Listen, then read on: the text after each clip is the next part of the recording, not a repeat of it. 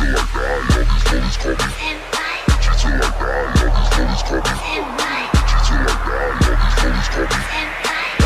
son, it's Major League Rock. And she till I die, all these lollies call me. Rubbing on her thighs, she stay wet for her. Shawty so kawaii. Alright, so I recently heard audio of a guy confronting Chris Sabat about the Vic Mignogna situation, and when I did, my mouth really dropped, and you could tell in that room, everything just got so awkward. I'm gonna play the audio for you in a moment, but if you aren't familiar with why someone would confront Chris Sabat, he has been accused of doing several odd things like casting couches, blackmailing other voice actors, and firing female voice actors because they wouldn't flirt with him.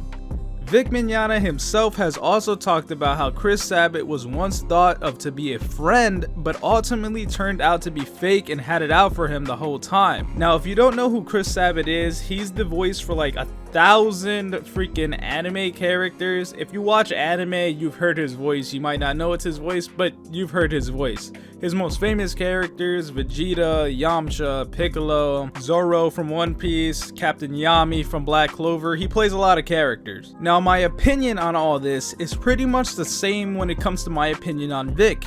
Innocent until proven guilty. Nothing Chris Sabat has been accused of has been proven, and it's all he said, she said. Could he have done any of this still? Yeah, he could have. Anything is possible, but there isn't any actual evidence he did any of it.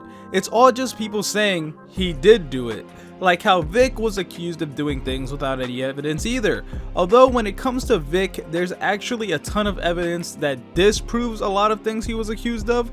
Some of you might get mad that I'm not hating on Chris Sabat, but I just don't hate on him or any voice actor, period. Except for maybe Amanda Wynn Lee, that one time she spent a whole freaking convention just to insult Vic. That was insanely childish and unprofessional. But anyway, in the audio you can hear that this is at a convention and the audience was allowed to ask questions. Some of you may have heard this when the audio was floating around a couple months ago, but if you haven't, here it is. I understand that there's a lot of complications at the office, you know how there is with coworkers. But I'm very curious. How did it feel to backstab Vic Mignogna? Oh, come on. Oh, wait, now. Thank you. I stand with Vic. Hashtag I stand with Vic. Subscribe to Dummy Carlisle. Dude, you're more than welcome to leave, bro. This is not a topic we like to talk about in this room. Next question.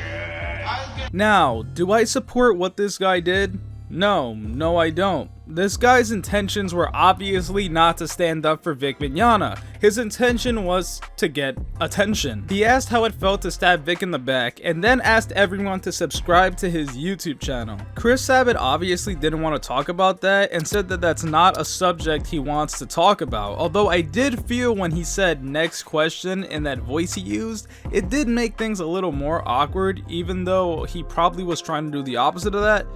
But anyway, let me know what you guys think. My name's Konjik, and I'll talk to you in the next video.